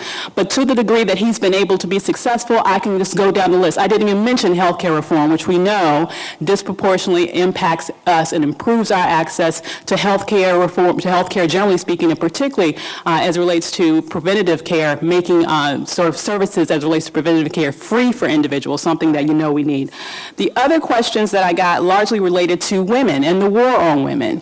And it's just a reminder, I think it's very important that we sort of mention here that the other side has been very, very aggressive as it relates to women's rights. Not only doing things like pushing back the Fair Pay Act, for example, making it so that you never know what your male counterpart is making, so you don't even know when you're being discriminated against. They've also pushed back VAWA. Right? They have it, which is the Violence Against Women's Act. They have yet to say that VAWA is in fact passed again. So this is something that has been non-controversial, bipartisan for years and years and years. And only with this Congress have we said, we're not going to even pass VAWA so that women are protected from violence. And you know what they've been doing in terms of reproductive health. You know, this is the, you know, sort of crazy season where we're now talking about contraception. We're not even talking about abortion, we're talking about contraception. That is a key issue when you talk about women being able to control and plan when they have their family so that they can maximize their earning power in the workforce. You know, it's not disconnected. So all of these are issues that we need to know that we still need to fight for. The fight isn't over as it relates to race, and the fight isn't over definitely as it relates to gender, and those are things that we need to keep top of mind. Last thing I will say, one of these candidates said that the first thing he would do when he gets into office is to end Planned Parenthood. Remember that.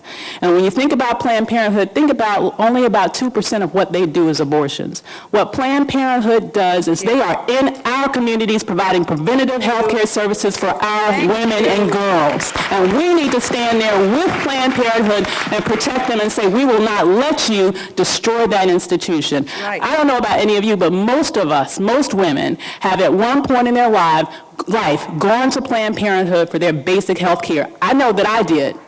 Okay, and we need to make sure it's there for all the women that come behind us. And that's it. Thank you. Awesome. Sister Barbara. Yes. The question that was presented read, if the provisional vote will not be counted, then should people insist on voting anyway? So let me clarify. First of all, the answer always is yes. Vote. Now, but what I was going to was really the pamphlet saying be a VIP, reminding people that if you do these three things, if you verify your registration in advance and help your friends to verify their registration through the app in advance, and you know that you're registered, that takes away 80% of all the problems people encounter at the polls. If you know that you have the proper ID in any state that's required, then you don't have a problem. If you know that you're at the correct polling place or the correct precinct, you're not going to have a problem. So all I was pointing out was that. But on the provisional ballots, always, if that's your only option, take it. But first, rule number one is insist on a regular ballot. That's the first rule. Second rule is vote early, because if you have a problem at the poll, then you have the opportunity to step aside and call somebody. Call that hotline number, the 1-866-OUR-VOTE, 1-866-687-8683 number, and somebody can help you with the problem, because you may just need to just go home and get something. Why would you vote provisionally when you can just go home and get it? And come back the next day and vote again, because early voting is still going on. The third one is be very, very clear that according to studies that have been done, 60 to 70% of provisional ballots are counted, because a lot of times they are the result of poll worker error. And other problems that people cure, they come back, but very few people really do come back, but they go to the rolls and they find the answers. So it's very important to, vote provisionally if that's your only option. The last thing I want to tell you, the fourth point, is that because some of these, we just disagree with a lot of the county folks when it comes to how they treat provisional ballots. So Judy, me, all our civil rights organizations and all the other organizations, we're going to be in there fighting legally. So we want you to vote so that we can fight then to have your vote counted. So the bottom line is try to vote regular. If you cannot use a regular ballot, vote provisionally and let us know what's going on. Call the hotline number, because in 2008, 4 to 5 million votes were not counted. So that's significant. And if you can just do these 3 steps, remember folks, 3.8 million people who were registered in 2008 had to be re-registered. 60% of everyone in Florida who registered for the first time in 2008 has to be re-registered. And when you go to your friends, they're going to tell you, I'm good, when you ask them if they're registered. But the bottom line is they may not be good. So you absolutely got to verify. So thank you so much. That's the answer. Thank you.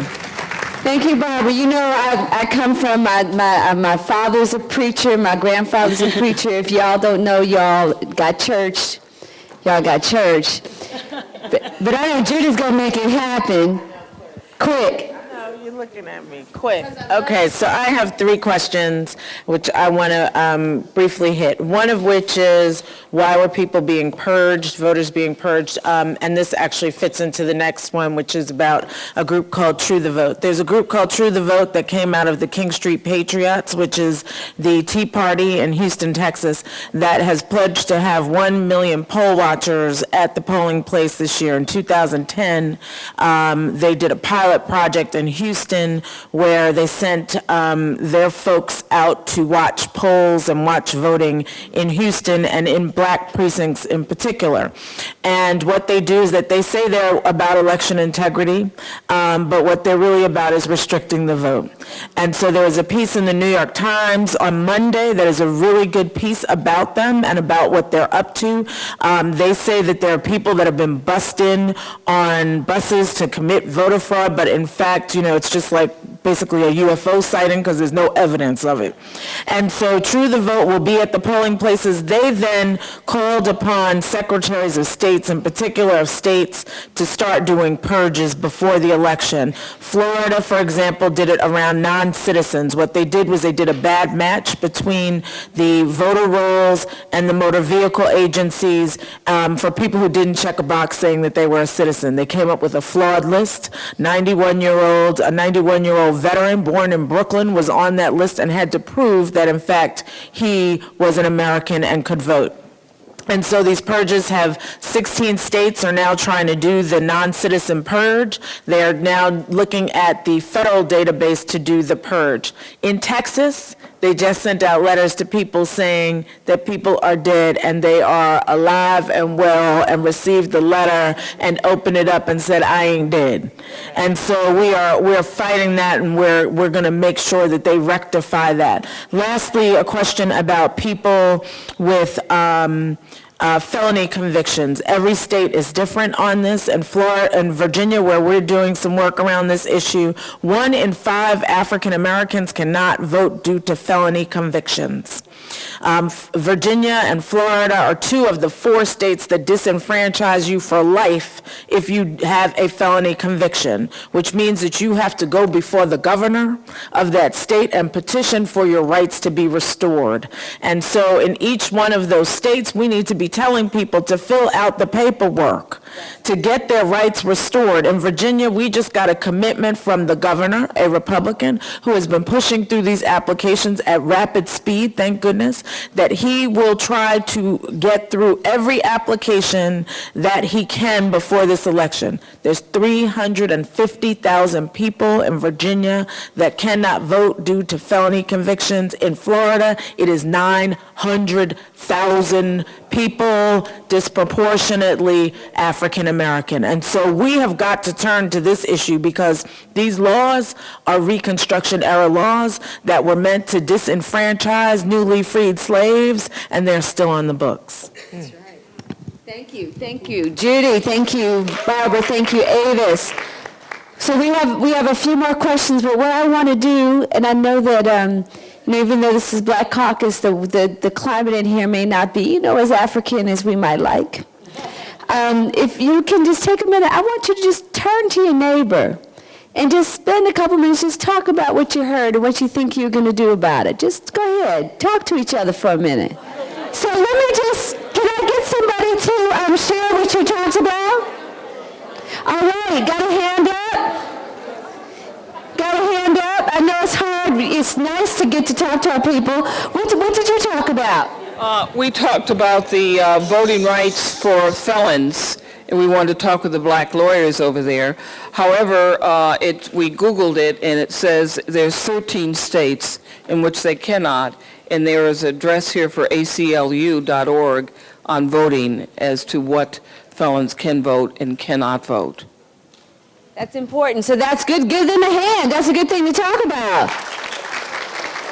Anybody else want to share? Here I go. Okay. Oh, can I do it? I can do it. Yes, yes, yes. It's like, don't break your ankles, girl. Here we go.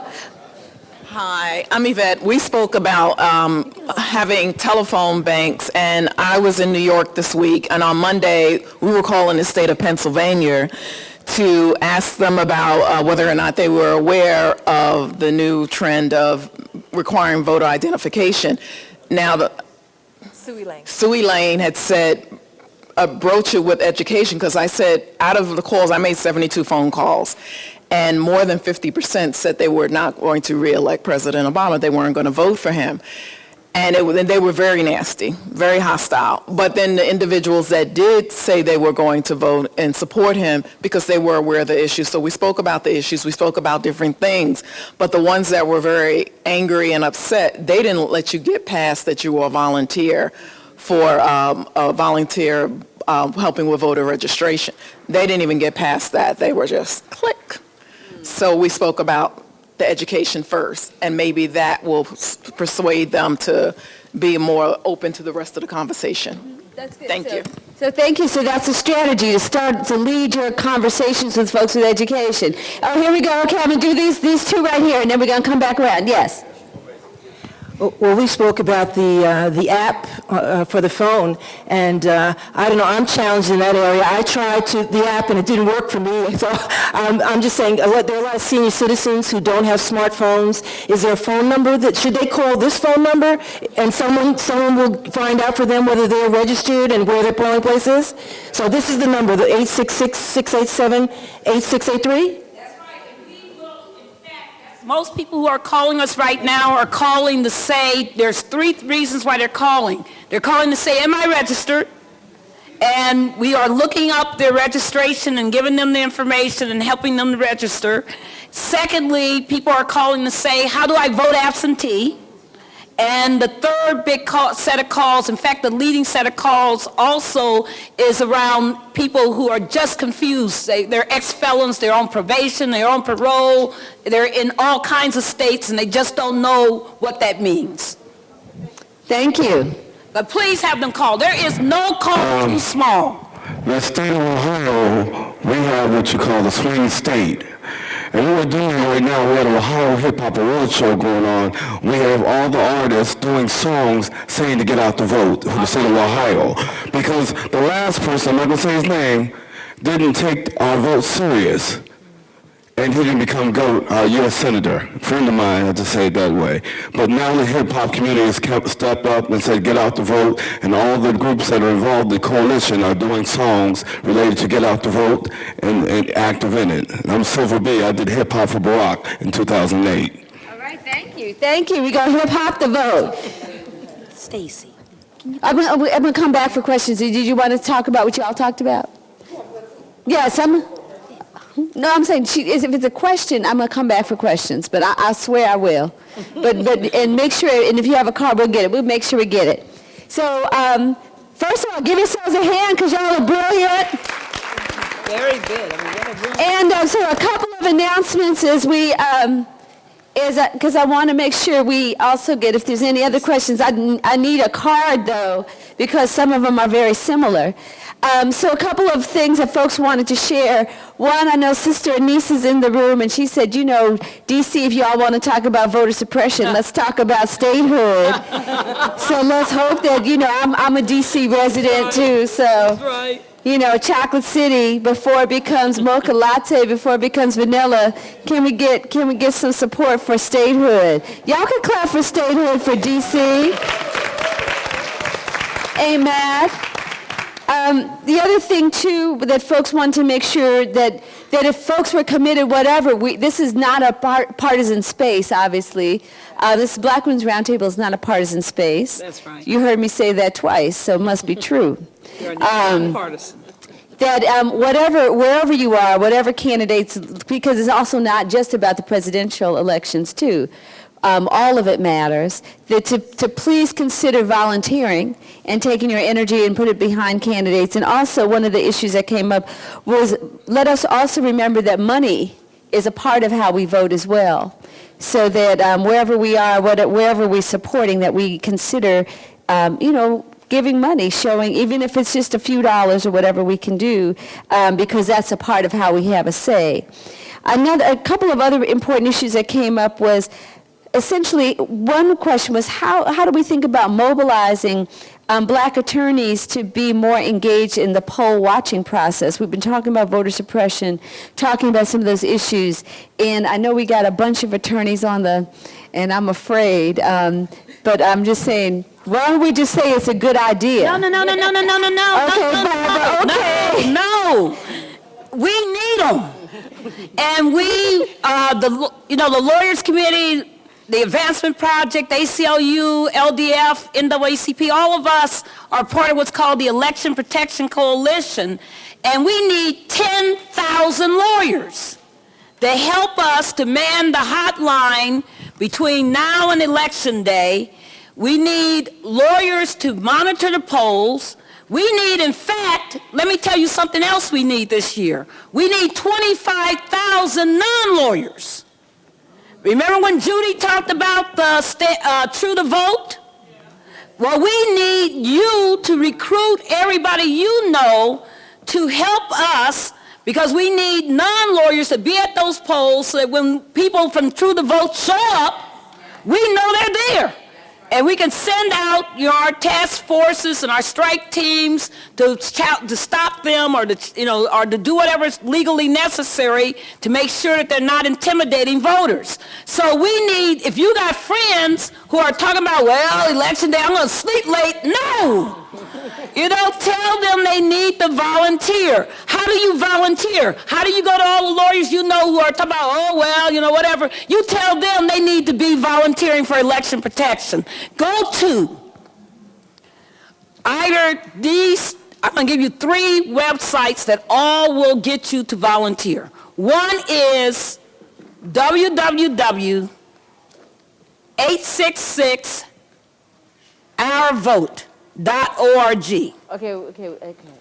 That's just 866-OUR-VOTE.org. The other one is electionprotection.org.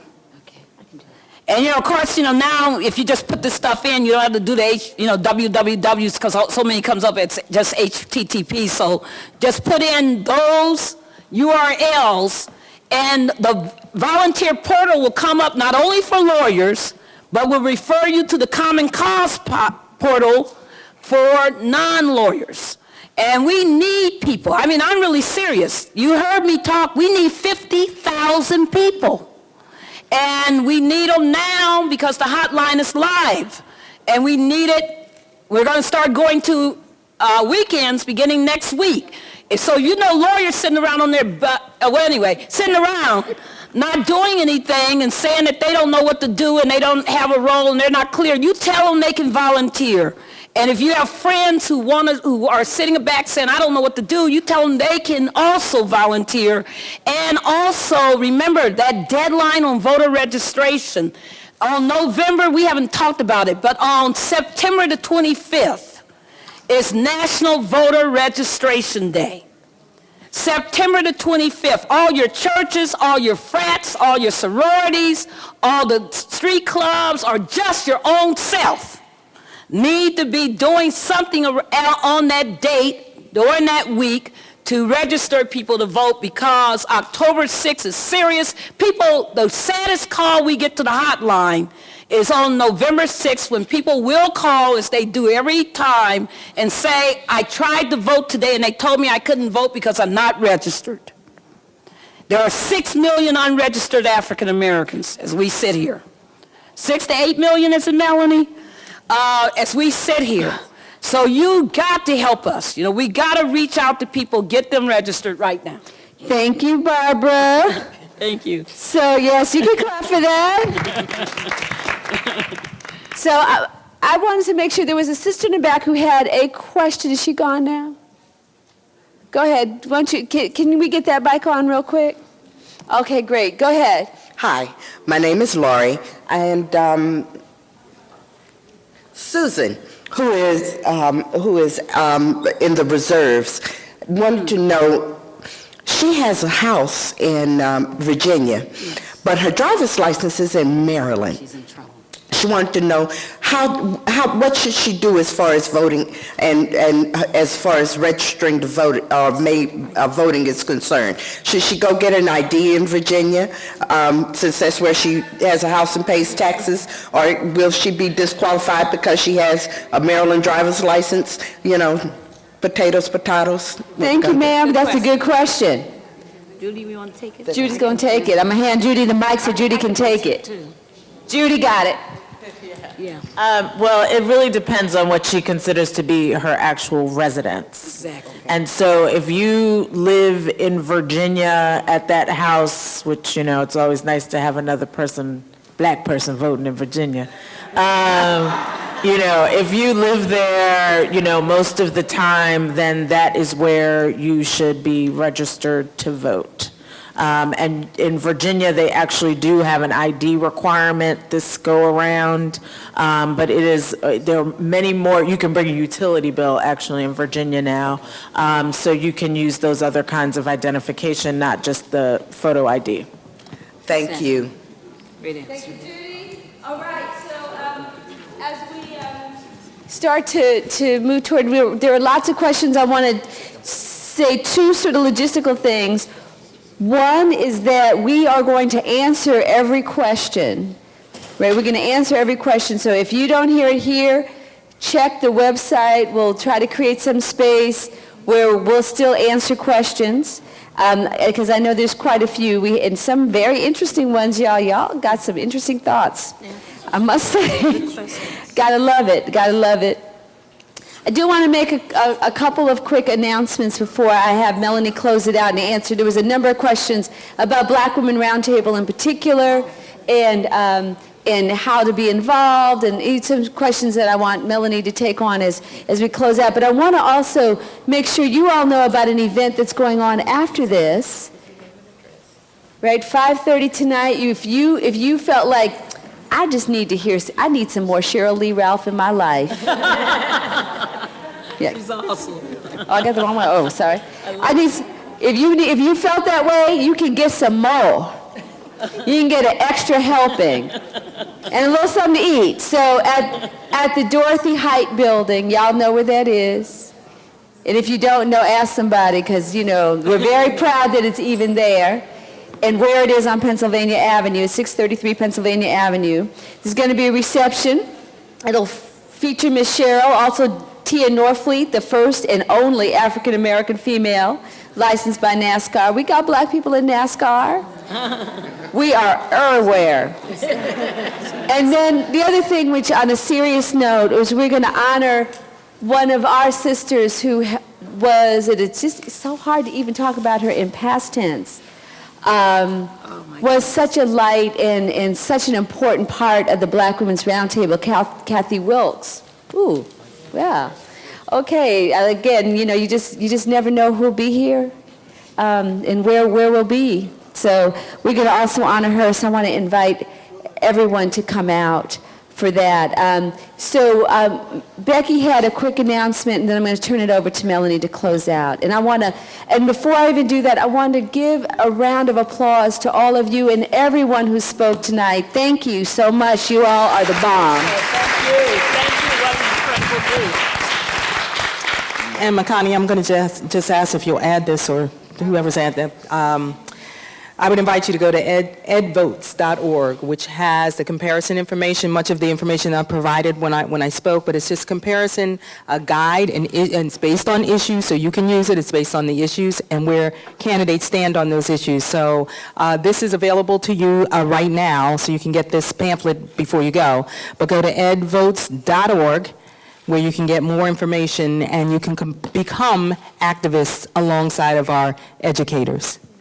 All right, Miss Melanie. Here we go. Pass the mic. Can we give our sister Makani an awesome hand?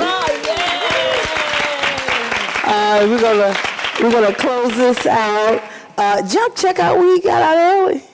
So that's a test. What we're going to do for the vote, right? We're going to get out early and often. I cannot leave you without thanking our team. All of the NCBCP team members are in the room. Idria, Trell, Tanya, William, I think is still on the hill, Jessica, Carlotta, and Tasha, who's over here who helped make this happen. So can you all give them a hand? I want to make sure one of our folks didn't make it, who was our National Unity 12 campaign manager, Letitia Daniels-Jackson, got caught in a couple of flight issues and still on the plane. Been trying to get here since this morning early. She would yank me if I don't make sure I'm clear to bring it connected all. The Unity 12 campaign is the national coalition's effort, and it has three parts to it. One, we talk about the power of the sister vote. We're focusing in on black women through the Black Women's Roundtable.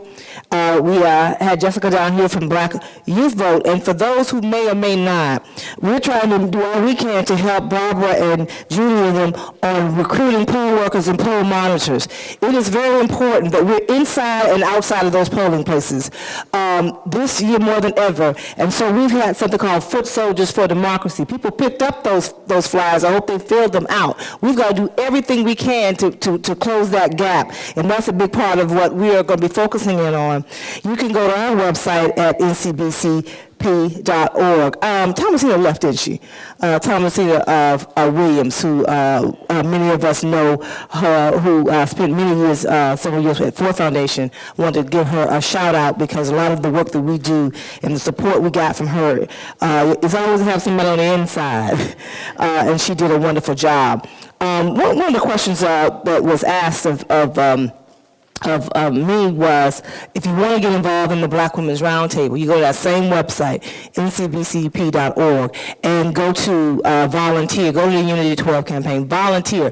What Black Women's Roundtable is doing, we took a 5-minute break. Okay, we're not sitting around inside rooms. We're on the streets. We're doing the organizing. We have 48 days for our future to be on the going forward, going backwards, and that's what we're doing. So those who want to get involved in the Black Women's Roundtable, go to our website, ncbcp.org, and volunteer, and we will get back in touch with you and plug you into the work that we're doing. Another question that was given to me was that about the Black women's agenda for this election. Did everyone get a policy forum survey? Some of the key issues over the last year and a half, I mentioned at the beginning of this about our tour. We did listening sessions in those 7 states, and some of the key issues are on question number 1, what pressing issues matter for our community. But we want to also not assume, and we know folks from all over the country, if you have not filled this out, please do so. We want to hear from you and get the feedback that we need, and we put together what we feel is a quick and short survey to get that and make sure that as you leave the room that we get your survey back. I think I've covered all of my... Oh, one last thing. Brothers. Thank you all. Can we get the brothers a hand who hung around and reassuring us? One of the key things that we have to worry about when it comes to our vote being snatched from us is that we need to also, we're focusing in on black men as well. With that Foot Soldiers for Democracy effort, we have a very focused effort with the Black Youth Vote program to really focus in on black men becoming poll workers and poll monitors. So someone said, what can African American do to be supportive of African American women? Become a poll worker or a poll monitor. Is that an amen? Can I get an amen on that? Okay, brothers, can I get an amen? Oh, thank you on that. And we have much more, and we hope that you all join us for the reception.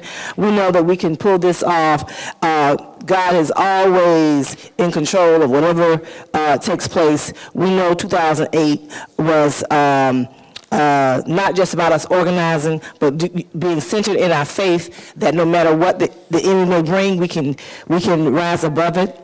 And I just want to say, on behalf of the National Coalition on Black Civic Participation and the Black Women's Roundtable, thank you again for coming to the 4th annual Power of the Sister Vote Forum Policy Series, and we will see you on November the 7th moving forward. Thank you.